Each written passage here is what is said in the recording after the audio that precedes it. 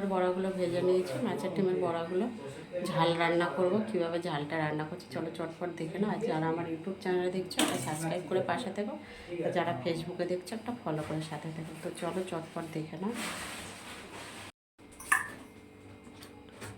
সরু সরু করে লম্বা লম্বা করে আলু কেটে নিয়েছি।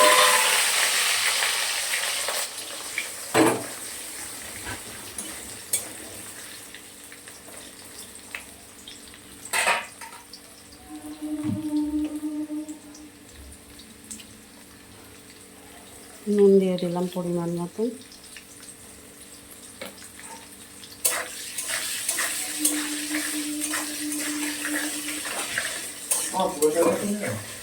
পুরো চালটা ধরবে না বাবা, ওকে সরিয়ে দে, ওখান থেকে সরিয়ে দে, ওর গায়ের ওপর পড়ে যাবে, ওকে বাইরে বের করে দে।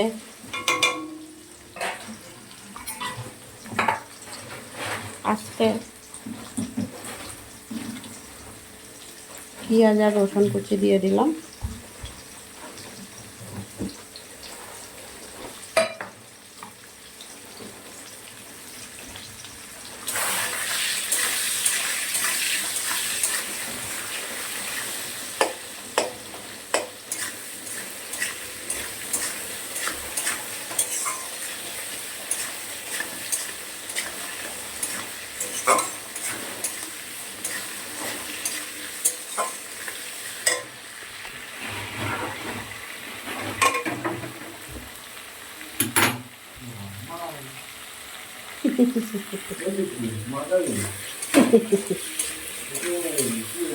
কতবার কামড়ালো আমাকে এসে সকালবেলা দৌড়ে দৌড়ে এসে।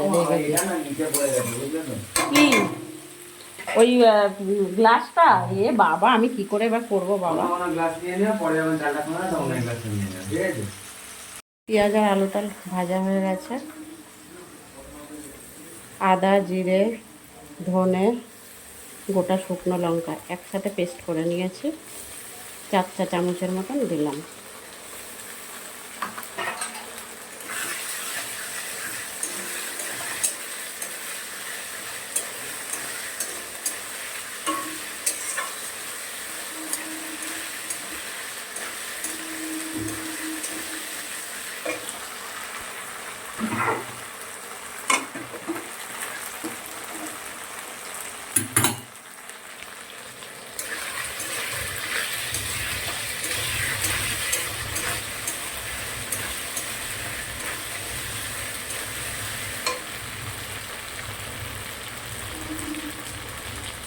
হলুদের গুঁড়ো দিয়ে দিলাম স্বাদ মতন।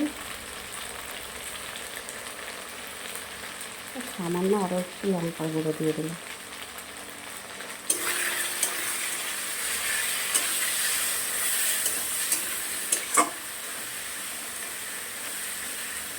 ভালো করে কষিয়ে দেখো তরকারিটা কষানো হয়ে গেছে। আর ঝোল দিয়ে দিচ্ছি। বড়াগুলো যেহেতু দেবো তো জল অনেক টানবে, তাই জন্য একটু ঝোল দিয়ে দিলাম বেশি করে।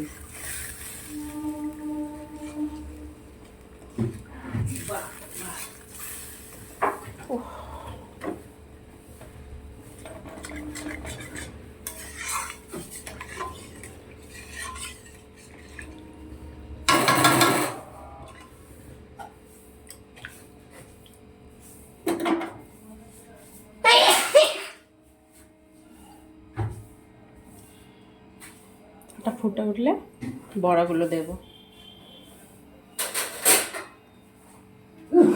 কি প্রচণ্ড গরম পড়েছে, রান্নাঘরে টিকতে পারছি না।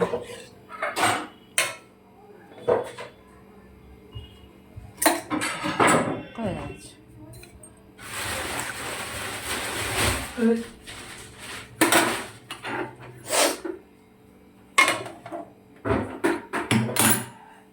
দেখো তরকারিটা কিন্তু ফুটছে।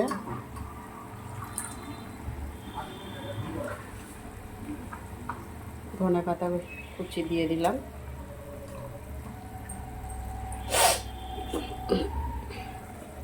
বড়াগুলো দিয়ে দিচ্ছি।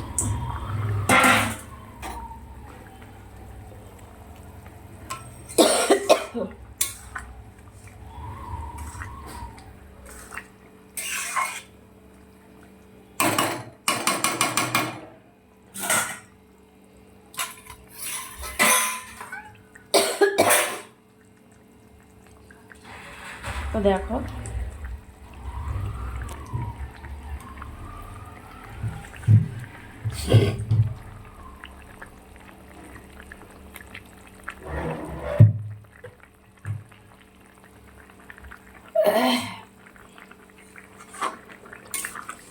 রান্নাটা হয়ে গেছে, এবার নামিয়ে নেব। কে কোথা থেকে ভিডিও দেখছো কমেন্ট বক্সে জানিয়ে যাও। ইউটিউবে যারা দেখবে সাবস্ক্রাইব করে দিও, ফেসবুকে যারা দেখছো ফলো করে দিও। ভালো লাগলে অবশ্যই পাশে থাকো। আবার পরে চলে আসবো কোনো একটা ভিডিও নিয়ে। তত সময়ের জন্য সবাইকে টাটা। সবাই ভালো থাকবে, সুস্থ থাকবে। কেমন? টাটা।